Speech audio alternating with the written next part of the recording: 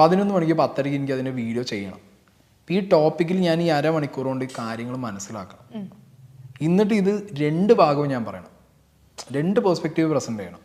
ഒന്ന് മാത്രം വെച്ചിട്ട് പോയ നാളെ ഇതേ കേസ് ചിലപ്പോൾ തിരിഞ്ഞ് വേറെ രീതിക്ക് പോവാം.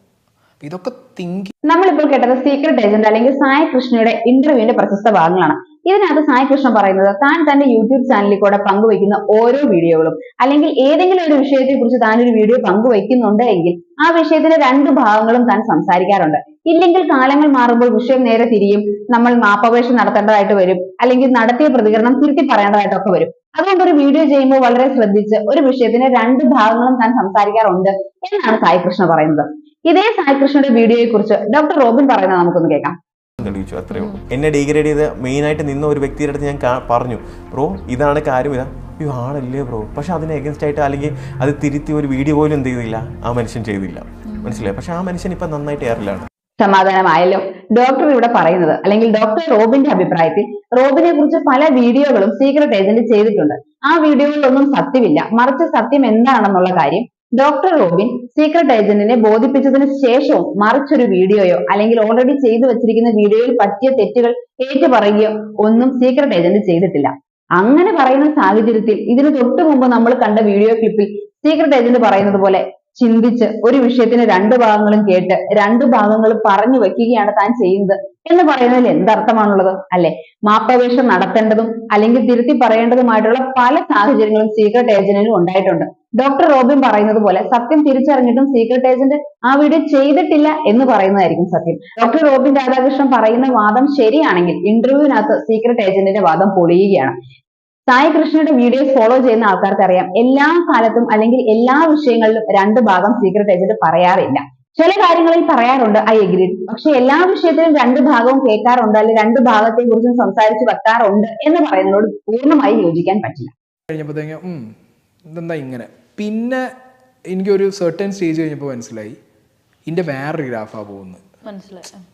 അതായത് സായി കൃഷ്ണൻ ഈ കണ്ണൻ സീക്രട്ട് ഏജന്റ് എന്നുള്ളത് അങ്ങനെ മാറിയിട്ട് ഇങ്ങനെ ഒരു ഫേസിലൂടെ പോകുന്നത്. അതെനിക്ക് ഒരു ഹോസ്പിറ്റലിൽ ഞാൻ പോയി വന്നതിന് ശേഷമൊക്കെയാണ് പിന്നെ എനിക്കത് മനസ്സിലാവുന്നത്. ഓക്കെ, ഇങ്ങനെ ഒരു സാധനം പുതിയൊരു ട്രാക്ക് ഇത് പിടിച്ചിട്ടുണ്ട്. അപ്പൊ ഇതൊക്കെ കൃത്യമായിട്ട് എനിക്ക് മനസ്സിലാവുന്നുണ്ട് അതിനകത്തിരുന്നത്. ഞാൻ വിളിച്ച് പറയാറുണ്ട്, പക്ഷെ ഈ സാധനങ്ങൾ അവർക്ക് പുറത്ത് വിടാൻ പറ്റില്ല. എങ്ങനെ വിടാൻ പറ്റും? ഒരാളിങ്ങനെ വിളിച്ചു പറയുന്നത് പുറത്ത് വിടാൻ പറ്റില്ലല്ലോ. ഡെഫിനറ്റ്ലി അവർ തിങ്ക് ചെയ്യും. ഞാൻ അങ്ങനെ അതിനകത്ത് വിളിച്ചു പറഞ്ഞിരുന്നത്. സീക്രട്ട് ഏജന്റ് അല്ലെങ്കിൽ സായി കൃഷ്ണ ഈ ഇന്റർവ്യൂവിൽ പങ്കുവയ്ക്കുന്ന നിലപാട് എന്താണെന്ന് എനിക്ക് മനസ്സിലാവുന്നില്ല. ബിഗ് ബോസിൽ നിന്നും പുറത്തു വന്നതിന് ശേഷം പല ഇന്റർവ്യൂകളിലും സായി കൃഷ്ണ പറഞ്ഞത് തന്റെ അൾട്ടിമേറ്റ് ഉദ്ദേശം ബിഗ് ബോസ് പ്രേക്ഷകരെയും അല്ലെങ്കിൽ തന്റെ യൂട്യൂബ് ചാനലിൽ കാണുന്ന പ്രേക്ഷകരെയും സായി കൃഷ്ണ ഒന്ന്, സീക്രട്ട് ഏജന്റ് മറ്റൊന്ന്, ഈ രണ്ടും 2 വ്യക്തികളാണ് അല്ലെങ്കിൽ 2 സ്വഭാവമാണ് തനിക്കുള്ളത് എന്ന് നമുക്ക് ബോധ്യപ്പെടുത്തുക എന്നുള്ളതാണ്. അതായിരുന്നു അൾട്ടിമേറ്റ് ലക്ഷ്യം എന്നുണ്ടെങ്കിൽ ബിഗ് ബോസിൽ നിന്നും അത് നടന്നു എന്നുള്ളവർക്ക് സന്തോഷിക്കുകയല്ലേ ചെയ്യേണ്ടത്? പകരം സായി കൃഷ്ണ പറയുന്നത് എന്താണ്? സീക്രട്ട് ഏജന്റിനെ പൂർണ്ണമായി ഒഴിവാക്കി സായി കൃഷ്ണ, കണ്ണാപ്പി, കണ്ണൻ ഈ രീതിയിലാണ് ട്രാക്ക് പോകുന്നതെന്ന് ബിഗ് ബോസിൽ കയറി 2 ആഴ്ചയ്ക്ക് ശേഷം തനിക്ക് മനസ്സിലായതാണ്. ഈ കാര്യങ്ങളെല്ലാം താൻ അവിടെ ഇരുന്ന് വിളിച്ചു പറയുന്നുണ്ടായിരുന്നു.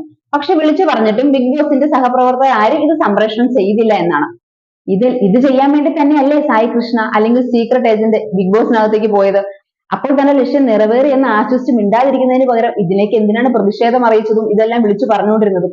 അതിൽ നിന്ന് തന്നെ വ്യക്തമല്ലേ തന്റെ ഐഡിയോളജീസും ഐഡിയാസും എവിടെയൊക്കെയോ പാളിപ്പോയതാണ്. വിന്നർ ആകുക എന്നുള്ളത് തന്നെയായിരുന്നു ലക്ഷ്യം. ആ ലക്ഷ്യം മുടങ്ങിയപ്പോൾ അല്ലെങ്കിൽ ആ ലക്ഷ്യം നടക്കില്ല എന്ന് മനസ്സിലായപ്പോൾ മണി ബാഗ് എടുത്ത് പുറത്തോട്ട് വന്നിട്ട് തന്റെ ലക്ഷ്യം മറ്റൊന്നായിരുന്നു, രണ്ടും 2 വ്യക്തികളാണെന്ന് മനസ്സിലാക്കി തരിക എന്നുള്ളതായിരുന്നു എന്നൊക്കെ പറയുന്ന വെറുതെ മുടന്ത ന്യായങ്ങളായിട്ട് മാത്രമേ കാണാൻ പറ്റുള്ളൂ അല്ലെ? കോളുകൾ വരുന്നു, ഒരുപാട് നെഗറ്റീവ് കമന്റ്സ് വരുന്നു.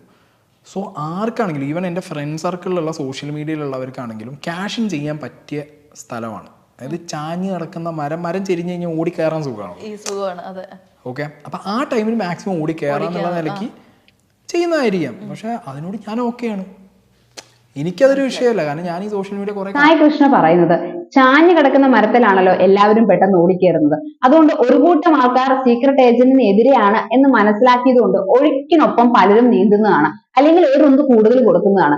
പക്ഷെ ആ ചാഞ്ഞ മരത്തിൽ ആൾക്കാരെല്ലാം ഓടിക്കയറുമ്പോൾ മരത്തിനും ഗുണമുണ്ടല്ലോ. പോസിറ്റീവ് ആയാലും നെഗറ്റീവ് ആയാലും ട്രോളുകളിൽ കൂടെ ആയാലും താനും ലൈം ലൈറ്റിൽ നിൽക്കുന്നുണ്ടല്ലോ എന്നാണ് സീക്രട്ട് ഏജന്റ് ചോദിക്കുന്നത്. ശരിയാണ്, മേ ബി സീക്രട്ട് ഏജന്റിന്റെ ഫ്രണ്ട് സർക്കിളിൽ ഉള്ളവർ പോലും സീക്രട്ട് ഏജന്റിനെ എതിർത്ത് പറഞ്ഞിട്ടുണ്ട്, വീഡിയോകൾ ചെയ്തിട്ടുണ്ട്. അതെല്ലാം സീക്രട്ട് ഏജന്റിനെതിരെയാണ് ഇപ്പോൾ സമൂഹം സഞ്ചരിക്കുന്നത് എന്നുള്ള തോന്നലിൽ, ഒരു ചാഞ്ഞ മരമാണ് സീക്രട്ട് ഏജന്റ് എന്നുള്ള തോന്നലിൽ ചെയ്യുന്നതായിരിക്കാം. അതിനോട് ഞാനും യോജിക്കുന്നു. പക്ഷെ ആ മരം ഒടിയാതെ, അല്ലെങ്കിൽ സീക്രട്ട് ഏജന്റ് എന്ന മരത്തെ പൂർണ്ണമായി ഒടിക്കാൻ ശ്രമിക്കുന്നവരെ തടയേണ്ടത് സീക്രട്ട് ഏജന്റിന്റെ കടമയാണ്. പോസിറ്റീവ് ഓർ നെഗറ്റീവ് അല്ലെങ്കിൽ ട്രോളുകൾ ഇതുവഴി എല്ലാം ലൈം ലൈറ്റിൽ നിൽക്കുന്നുണ്ട് എന്ന് പറയുന്നത് സീക്രട്ട് ഏജന്റിന്റെ മാത്രം ചിന്തയാണ് അല്ലെങ്കിൽ നിലപാടാണ്. അതിനെ ഞാൻ ജഡ്ജ് ചെയ്യാൻ ആളല്ല. എങ്കിൽ പോലും ഒരു പരിധിയിൽ കൂടുതൽ ആൾക്കാർ ആ ചാഞ്ഞ മരത്തിൽ ചാടി കയറുമ്പോൾ ആ മരം ഒടിയാനുള്ള സാധ്യതയുണ്ടെന്നും സീക്രട്ട് ഏജന്റ് എന്നുള്ള വ്യക്തി അത് പ്രതികൂലമായി ബാധിക്കാനുള്ള സാധ്യത ഉണ്ടെന്നും ഞാൻ മനസ്സിലാക്കുന്നു. അത് എന്നേക്കാൾ നന്നായി സീക്രട്ട് ഏജന്റിന് മനസ്സിലാക്കാൻ പറ്റും എന്നുള്ളതും എനിക്ക് ഉറപ്പുണ്ട്. പിന്നെ നെഗറ്റീവ് ആയാലും പബ്ലിസിറ്റി മതി, അല്ലെങ്കിൽ നെഗറ്റീവ് ആണെങ്കിൽ പോലും ലൈം ലൈറ്റിൽ നിന്നാൽ മതി എന്ന് മാത്രമാണ് ആഗ്രഹമെങ്കിൽ തുടർന്നോളൂ എന്ന് മാത്രമാണ് പറയാൻ പറ്റുള്ളൂ, അല്ലെ? ഞാനിപ്പോൾ സംസാരിച്ചതും നിങ്ങളോട് പങ്കുവച്ചതും എന്റെ മാത്രം കാഴ്ചപ്പാടുകളാണ്, എന്റെ മാത്രം അഭിപ്രായങ്ങളാണ്. നിങ്ങളുടെ കാഴ്ചപ്പാടുകളും ഇതിനെക്കുറിച്ചുള്ള അഭിപ്രായങ്ങളും പങ്കുവയ്ക്കാം നമ്മുടെ കമന്റ് സെക്ഷനിൽ. Thank you.